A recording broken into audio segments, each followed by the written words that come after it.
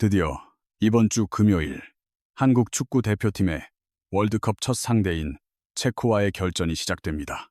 20년 만에 본선 무대를 밟은 체코와 반면 우리는 6회 연속 월드컵 출전이라는 대기록을 보유하고 있으며 16강 진출도 이미 2차례나 경험한 바 있습니다. 특히 월드컵 무대에서 한국은 늘 첫 경기에서 승리의 기쁨을 맛봤다는 점이 고무적이죠. 2002년 폴란드를 제압하며 4강 신화의 서막을 열었고 2010년 남아공에서는 그리스를 꺾고 사상 최초로 원정 16강이라는 새 역사를 썼습니다. 즉, 조별리그 1차전 승리는 토너먼트 진출에 가늠자이자 상승세의 기폭제 역할을 해왔죠. 이번 체코전은 단순한 1차전 그 이상의 무게감을 지닙니다. 다수의 분석가들은 A조에서 16강에 합류할 주인공이 바로 오늘 경기 승리팀이 될 것이라 예견하는데요.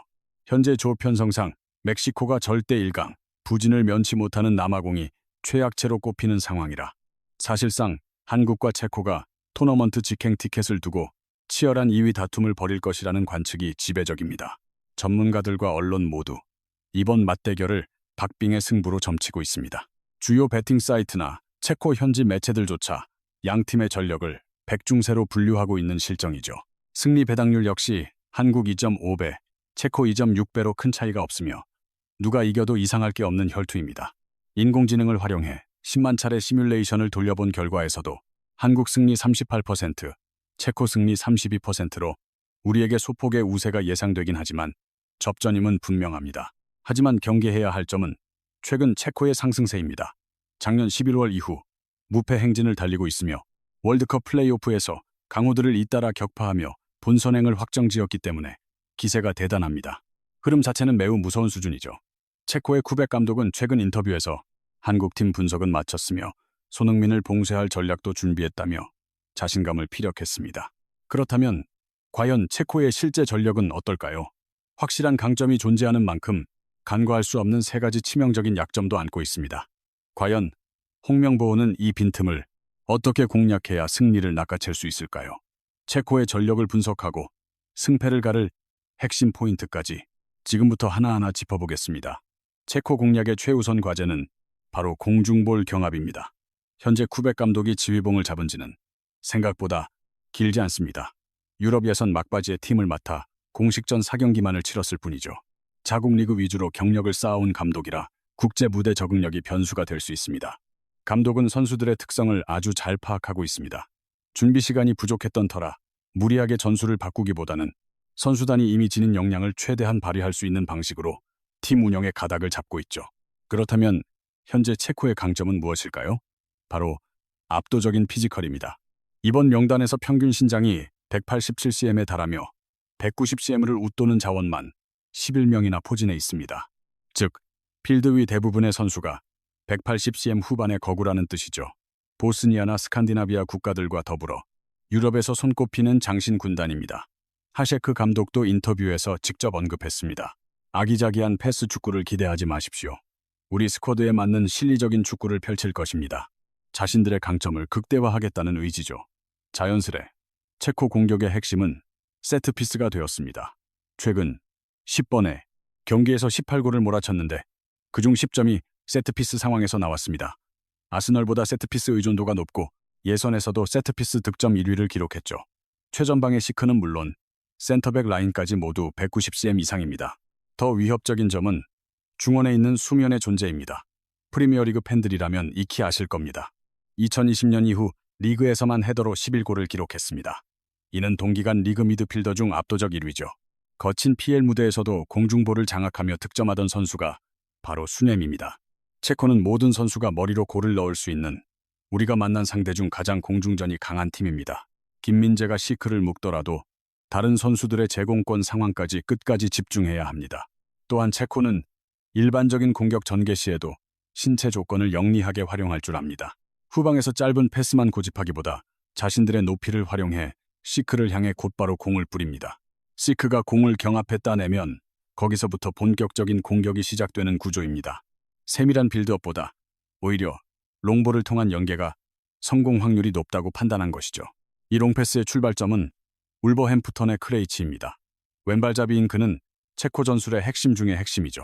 최근 코소보와 과테말라를 상대한 두 번의 평가전에서 다른 선수들은 폭넓게 로테이션을 가져갔지만 유독 크레이치만큼은 두 경기 모두 선발로 기용되었습니다. 팀 내 비중이 그만큼 막대하다는 증거죠. 마치 우리의 김민재와 같은 중추적인 역할입니다. 미드필더 출신이라 체격에 비해 발기술이 좋고 왼발킥의 정교함이 상당합니다. 후방에서 전방으로 찔러주는 긴 패스가 일품이죠. 왼쪽 스토퍼로서 대각선으로 크게 벌려주는 전환 패스는 상대에게 치명적입니다. 실제로 체코의 공격은 여기서 시작됩니다. 위험한 상황은 대개 크레이치의 왼발에서 시작됩니다. 그렇다면 우린 어떤 대처가 필요할까요? 무엇보다 먼저 전방에서 크레이치가 자유롭게 킥을 올리지 못하도록 강력하게 견제해야 합니다. 양팀 모두 전방 압박을 활용함으로 자연스레 3대3 구도가 형성될 텐데 이때 오른쪽 윙어로 배치될 이강인이 크레이치를 집중적으로 괴롭혀야 합니다. 특히 크레이치의 왼발 각도를 조금이라도 열어주는 순간 우리 수비는 치명타를 입게 됩니다. 다음으로 두 번째는 세컨드 볼에 대한 대비책입니다. 솔직히 체코 선수들의 피지컬을 우리가 공중볼에서 압도하기란 현실적으로 어렵습니다.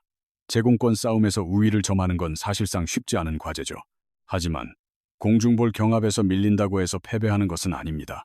세컨드 볼이 튀었을 때 우리가 얼마나 밀집해 볼을 재탈취하느냐가 승부의 핵심입니다. 체코는 주로 시크가 최전방에서 경합을 벌이고 이선의 프로보드와 슐츠가 세컨드 볼을 노리며 동시에 상대 배후를 침투하는 패턴을 즐겼습니다. 따라서 시크가 볼을 따내는 즉시 이어질 패스 경로를 선제적으로 차단해야 합니다. 볼이 흐르는 순간 해당 지역에서 신속하게 볼을 가로채야 하죠. 예컨대 프로보드 쪽으로 공이 떨어지면 왼쪽 스토퍼인 기영이 전진하고 슐츠를 향하면 오른쪽의 이한범이 즉각적으로 압박을 가해야만 합니다. 단, 센터백이 측면으로 끌려 나오면 뒷공간이 비는 리스크가 발생합니다. 과거 엘살바도르나 코트디부아르와의 평가전에서도 수비진이 무리하게 압박을 시도하다가 수비 뒷공간이 허무하게 뚫린 적이 있지 않았나요? 여기서 중원 자원들의 역할이 결정적입니다. 백승호나 황인범이 한 발 빠르게 내려와 세컨드 볼을 감시하고 두 명의 미드필더가 협력 수비를 펼치는 등 약속된 움직임이 필수적으로 동반되어야 합니다. 결국 체코전의 성패는 공중볼 자체보다는 세컨드 볼 상황에서 상대의 연계 패스를 얼마나 효과적으로 끊어내느냐에 달려 있습니다. 이 압박의 강도가 곧 경기 전체의 포인트가 될 것입니다. 이를 위해서는 수비와 미드필더 라인 간격을 극도로 좁히고 수비 블록 내에서 선수들이 각자의 역할을 명확히 수행하는 조직적인 운영이 무엇보다 중요합니다. 그 다음, 체코의 또 다른 특징은 측면 공격 의존도가 매우 높다는 점입니다. 최근 그들의 경기 내용을 살펴보면 슈팅으로 연결되는 대부분의 루트가 사이드에서 파생됩니다. 이유는 명확합니다. 신장이 큰 선수들을 다수 보유했기에 하프 스페이스를 파고들기보다 박스 안으로 공을 투입하는 것이 훨씬 효율적이기 때문입니다. 실제 공격 시 박스 안에는 항상 4-5명의 장신 선수가 몰려 있습니다. 윙백이 빠른 크로스를 공급하면 시크, 소우체크, 호리 같은 자원들이 압도적인 높이와 피지컬을 앞세워 득점을 노리는 전략입니다. 전형적인 패턴이죠. 3백을 가동하며 체격 조건이 우수한 팀들이 보여주는 가장 교과서적인 공격 방식입니다. 코소보와의 지난 매치에선 아쉽게 오프사이드 판정을 받았지만 헤더 득점도 있었고요. 과테말라전에서는 측면, 크로스를 2m에 거고 토마스 호리가 확실하게 머리로 받아 넣었습니다. 체코의 하셰크 감독이 구사하는 전술 기조를 보면 측면 크로스 활용을 극대화하는 상황을 반복적으로 유도하는 것이 특징입니다. 전술적으로 중앙 지역의 밀집 대형을 형성하거든요. 그러면 자연스레 상대 수비진도 안쪽으로 쏠리게 되죠. 이때 윙백에게 여유 공간이 생기는 겁니다. 그런 넓은 오픈 찬스에서 윙백이 자유롭게 크로스를 올리니 당연히 위협적일 수밖에 없죠. 특히 오른쪽 윙백 초우팔의 크로스 정확도는 정말 예리합니다. 그래서 우리 대표팀의 왼쪽을 맡은 이태석 등 수비진이 그들이 편하게 공을 올리지 못하도록 강력하게 방해해야 합니다. 페널티 박스 안으로 배달되면 위험하니까 가급적 초입 단계부터 중원과 윙백이 조직적으로 차단해야겠죠. 또한 체코가 신장은 좋지만 속도가 압도적인 팀은 아님에도 불구하고 역습 전개 능력은 매우 뛰어납니다. 과테말라전 첫 골 장면을 보더라도 시크가 측면에서 볼을 잡은 후 직접 빠르게 전진하여 해결했죠. 단 3번의 패스로 완벽하게 마무리한 득점이었습니다. 이 상황에서 시크는 높이뿐만 아니라 스피드와 부드러운 움직임, 냉철한 결정력까지 갖춘 완성형 스트라이커임을 증명했죠. 사실 분데스리가에서도 해리 케인 다음 가는 최고 수준의 공격수잖아요. 그러니 우리가 공격할 때도 밸런스를 절대 놓칠 수 없죠. 무엇보다 걱정되는 점이 바로 그 부분입니다. 엘살바도르와의 경기를 보면 우리 윙백들이 공격 가담을 상당히 높게 가져갔는데 이기재 선수처럼 킬력이 좋고 공격적인 선수들이라 해도 빌드업 과정에서 너무 라인을 올리다 보니 측면 뒷공간이 노출되는 장면이 잦았습니다. 하지만 체코는 엘살바도르와는 급이 다르죠. 그런 빈틈을 그냥 두지 않고 치명적인 득점으로 연결할 능력이 충분한 팀입니다. 따라서 후방과 미드필더진이 어떻게 커버 플레이를 수행할지가 이번 승부의 핵심 관전 포인트가 되겠네요. 그렇다면 체코의 위협을 인지한 상태에서 우리가 노려야 할 공략 지점은 어디일까요? 제가 앞서 체코의 사이드 공격이 강력하다고 언급했었죠. 역설적이게도 그들의 최대 약점이 바로 측면 수비입니다. 쓰리백의 딜레마라고 볼 수 있는데요. 윙백들이 전진 배치를 하다가 공을 빼앗기면 즉각적으로 측면 배후가 완전히 노출됩니다. 스토퍼들이 필사적으로 커버해야 하지만 쉽지 않죠. 최근 경기 영상을 봐도 상대가 볼을 탈취한 뒤 빠르게 측면으로 전환하는 패스 한 번에 체코의 수비 블록이 통째로 붕괴되곤 했습니다. 대응 속도가 매우 늦더라고요. 코소보전 실점도 그런 윙백 소우젠의 과도한 전진이 빚어낸 참사였죠. 수비 뒷공간이 완전히 노출되었고 상대는 이 허점을 놓치지 않고 컷백으로 연결해 바로 실점을 허용했습니다. 결국 체코의 핵심 전술은 양쪽 윙백 활용에 달려 있습니다. 우리 팀과 체코 중 누가 측면을 더 효과적으로 파고드느냐, 누가 더 기민하게 움직이고 많은 활동량을 가져가느냐가 승패의 관건이 될 것입니다. 다행인 점은 최근 우리 측면 공격력이 상당히 고무적이라는 거죠. 트리니다드전에서 새로운 옵션을 확인했고 서령우 외에도 김문환이 우측에서 날카로운 컷백으로 위협적인 장면들을 계속해서 만들어냈습니다. 손흥민, 황희찬, 오현규, 조규성 등 우리 대표팀의 공격수들이 마무리 짓는 득점 패턴이 자주 연출되었습니다. 우리가 그간 재미를 봤던 공격 루트를 체코를 상대로도 재현할 수 있을지, 반대로 상대의 측면 공세를 얼마나 견고하게 막아낼 수 있을지가 승부의 분수령이라고 봅니다. 다음으로 체코가 가진 세 번째 특징은 강력한 전방 압박입니다. 최근 매치들을 보면 빌드업을 시도하는 상대 진영에서 체코는 매우 저돌적으로 압박 수위를 높입니다. 특히 한 수 아래 전력의 팀을 만날 때는 신체 조건과 왕성한 활동량을 앞세워 초반부터 거칠게 몰아붙이죠. 중원 장악력 또한 만만치 않은데요. 소우체크와 다리다의 조합은 상당히 위협적입니다. 소우체크는 웨스트햄의 황금기를 이끈 핵심 자원이었고 구단 올해의 선수로 선정될 만큼 능력을 입증했죠. 다리다 역시 분데스리가에서 10년 가까이 버틴 베테랑 중의 베테랑입니다. 둘 다 파이팅 넘치게 볼을 탈취하고 압박 강도도 굉장히 성실한 선수들이죠. 최전방 공격수 셋에 소우체크와 다리다까지 가세해 중간에서 압박을 가하면 상대 입장에서는 당혹스러울 수밖에 없습니다. 실제로 과테말라전에서도 골키퍼의 공을 차단해 곧바로 골을 만들어 냈으니까요. 그래서 체코는 후방 빌드업이 불안정하고 조직력이 떨어지는 팀을 상대로는 압박 효율이 매우 높습니다. 하지만 이번 매치만큼은 이런 체코의 압박 전략이 오히려 독이 될 가능성이 높다고 봅니다. 체코 중원의 클래스는 인정하지만 소우체크나 다리다 모두 30대 중반의 나이라서 체력적인 한계 때문에 경기 내내 기동력을 유지하기가 버겁습니다.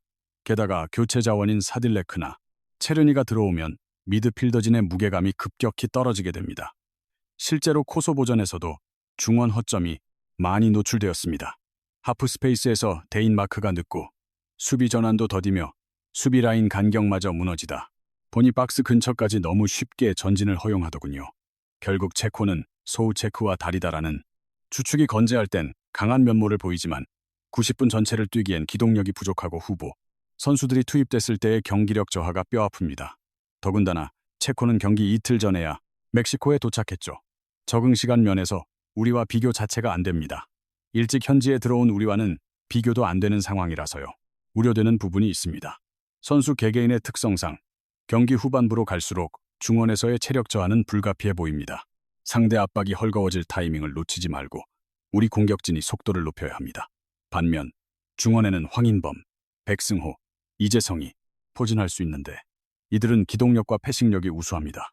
공격 시 이강인까지 깊숙이 내려오면 미드필더 숫자가 훨씬 우세해지죠. 체코도 3, 4, 1 대형이라 우리와 구조가 비슷한데 우리가 중앙에 인원을 더 집중시킨다면 주도권을 완전히 가져올 수 있습니다. 그렇기에 이번 체코전은 지난 카타르 월드컵 우루과이전처럼 정면 승부를 걸어야 합니다. 상대가 라인을 내리고 수비적으로 나온다고 해서 우리까지 물러설 필요가 없죠. 중원 싸움에서 우위를 점하면 경기를 지배할 공산이 매우 크고 상대보다 발이 빠르기에 전방에서 득점 찬스를 다수 창출할 수 있기 때문입니다. 그리고 체코가 구사하는 강한 압박은 오히려 수비 라인에 부담을 줍니다. 전방 압박을 위해 수비 대형을 끌어올리면 센터백들의 취약점이 여실히 드러나죠. 체코 수비진은 피지컬은 좋지만 순발력은 다소 부족합니다. 압박이 뚫렸을 때 배후 공간이 노출되며 위험천만한 상황이 종종 발생합니다. 게다가 최근 수비진의 집중력 난조도 심각합니다. 오른쪽 측면 스토퍼의 판단 미스가 잦은 편이고 골키퍼와 수비수 간의 커뮤니케이션 오류나 수비 위치, 선정 실수 등 사소한 문제들이 잇따라 노출되고 있습니다. 지난 과테말라전에서도 헤더 실수에 이어 흐라니치와 코바르 골키퍼의 사인, 미스까지 겹쳐 허무한 실점을 내줬죠. 또한 체코는 선수들 키는 큰데도 세트피스 수비는 의아할 정도로 허술합니다. 최근 10경기 실점의 상당수가 세트플레이에서 나왔죠. 그래서 이번 경기 우리 공격진이 공략할 타겟은 확실합니다. 황희찬, 오현규, 손흥민, 엄지성, 양현준 등 속도가 뛰어난 자원이 많습니다. 스피드를 활용해 침투하면 반드시 빈틈이 생깁니다. 무엇보다 선제골의 중요성이 매우 큽니다. AI 분석에 따르면 경기 초반 15분이 승부처라고 합니다. 우리가 이른 시간에 득점에 성공한다면 체코는 더 이상 수비적으로 일관할 수 없습니다. 어쩔 수 없이 라인을 올릴 수밖에 없기에 공간은 더 넓어질 것이고 먼저 골을 넣기만 한다면 경기를 훨씬 편안하게 운영할 수 있다고 봅니다. 세트피스 상황에서도 이강인의 정교한 킥이나 손흥민의 프리킥은 위협적입니다. 상대 신장이 좋아도 약점이 명확하니 자신 있게 도전해야죠. 승부는 결국 자신감 싸움입니다. 정리하자면 체코 공략법은 크게 세 가지입니다. 첫 번째는 상대 윙백이 전진했을 때 발생하는 측면 배후 공간을 집요하게 파고드는 것이고 두 번째는 중원 숫자를 늘려 수적 우위를 확보하는 것, 그리고 세 번째는 중원의 이강인과 황인범이 빠른 패스로 측면 역습을 주도하는 것입니다. 배후 공간을 얼마나 효율적으로 파고드느냐, 이 세 가지 핵심 포인트를 반드시 놓치지 않았으면 합니다. 체코가 강팀인 건 분명하지만 맞습니다. 하지만 공략할 만한 빈틈도 확실하죠. 솔직히 이번 체코전은 반드시 잡아야 합니다. 만약 여기서 승점을 얻지 못한다면 다음 라운드에 진출할 자격이 없다고 봐야죠. 자, 본격적인 경기에 앞서 레노버와 피파가 선보이는 환상적인 조합, 요가슬림 7이, 울트라, 피파, 에디션이 경기장의 모습을 드러냅니다. 터치 기능을 갖춘 이 점, 8K, 디스플레이에 120Hz 주사율, P3 세격 100% 지원까지 더해져 디자이너들의 마음을 사로잡기에 충분하죠. 1TB의 넉넉한 저장 공간과 32GB 램, 여기에 썬더볼트 포트가 3개나 탑재됐는데 무게는 고작 975g입니다. 놀라운 수준이죠. 방문 수리나 택배를 통한 신속한 프리미엄 케어까지 제공합니다. 사용자 과실까지 무상으로 해결해주는 ADP 서비스가 포함된 요가 슬림 7이 울트라 피파 에디션, 지금 바로 선택하세요. 자, 그렇다면 체코를 상대로 승리를 거두려면 어떤 선발 명단을 꾸려야 할까요? 앞서 언급했듯이 배후 공간을 효과적으로 침투할 빠른 발과 상대 거구 수비진을 견뎌낼 수 있는 전방 자원이 반드시 필요합니다. 그렇게 되면 답이 나오죠. 좌우 윙어로 손흥민과 이강인, 최전방에 오현규를 세우는 삼각편대가 최상의 구성이라고 판단됩니다. 상대가 높이를 앞세운 팀이라고 해서 우리도 무작정 제공권 싸움만 고집할 필요는 없습니다. 하지만 그렇다고 피지컬을 도외시한 채 손흥민 제로톱 카드를 꺼내는 건 개인적으로 결사반대입니다. 물론 손흥민이 최전방에 서서 내려와 공을 받고 다시 침투하며 득점까지 연결했던 지난 경기 모습은 훌륭했죠. 하지만 이번은 다릅니다. 체코가 수비 라인을 극단적으로 내리면 공간이 사라집니다. 손흥민 원톱 전술은 고립되기 십상이에요. 결국 오현규가 끊임없이 움직이며 침투해주고 수비 시에는 전방 압박을 통해 상대의 빌드업을 방해하는 역할이 가장 효율적일 겁니다. 무엇보다 오현규는 키가 187cm으로 체격 조건이 아주 좋습니다. 튀르키예 리그라는 거친 환경에서 몸싸움을 이겨내고 아크로바틱한 슈팅으로 득점까지 만들어내는 선수니까요. 체코 중앙 수비수들과의 경합도 충분히 통할 겁니다. 만약 경기가 꼬이거나 후반전이 진행되면 엄지성, 양현준, 황희찬 카드로 스피드를 더하고 조규성을 투입해 제공권을 강화할 수도 있겠죠. 윙백으로는 서령우와 최우진 조합이 최선이라 봅니다. 측면 수비가 이번 경기의 핵심인데 두 선수 모두 활동량이 뛰어나고 경합 상황에서도 밀리지 않거든요. 중원은 황인범과 백승호 조합이 정답입니다. 황인범은 필수 자원이고 체코의 거친 피지컬을 고려하면 백승호의 수비적인 기여도가 상당히 중요하게 작용할 것으로 보입니다. 이재성 황인범 조합의 중원 실험이 지난번에 아쉬웠던 만큼 이게 플랜 A는 아닙니다. 득점이 절실할 때 이재성을 투입하며 황인범의 위치를 조정하는 방식이 좋겠죠. 이재선을 공격형 미드필더로 기용할 가능성도 열려 있습니다. 다만 선발 명단을 고려하면 백승호가 수비 라인으로 합류해 포백을 구성하며 수비적 안정을 꾀하는 것이 홍명보 감독 특유의 전술적 색채라고 판단되네요. 이어가 볼까요? 센터백은 이기혁과 김민재, 그리고 이한범을 배치하고 골무는 김승규가 지키겠네요. 최근 상대인 체코의 강한 전방 압박을 감안하면 수비진의 빌드업 능력이 핵심입니다. 그런 면에서 지금 조합이 최선이죠. 특히 최근 두 경기 연속 선발로 나선 이기혁의 활약이 돋보였습니다. 김태환의 컨디션 난조와 김주성의 이탈까지 겹친 현 시점에서 이기혁의 비중은 더 커졌습니다.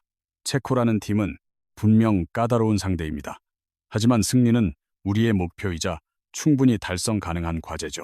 게다가 이번 대회는 승자승 원칙이 순위에 큰 영향을 미치므로 경쟁국인 체코를 상대로 반드시 승점 3점을 따내야 합니다. 홍명보호가 이번 월드컵 첫 판을 승리로 장식하며 32강 토너먼트 진출에 유리한 고지를 점할 수 있을까요? 여러분의 예상 스코어를 댓글로 공유해 주십시오. 오늘 분석이 유익하셨다면 구독과 좋아요, 알림 설정까지 부탁드립니다. 저는 홍명보 감독의 데뷔전, 체코전 리뷰 영상으로 다시 찾아뵙겠습니다. 시청해 주셔서 감사합니다.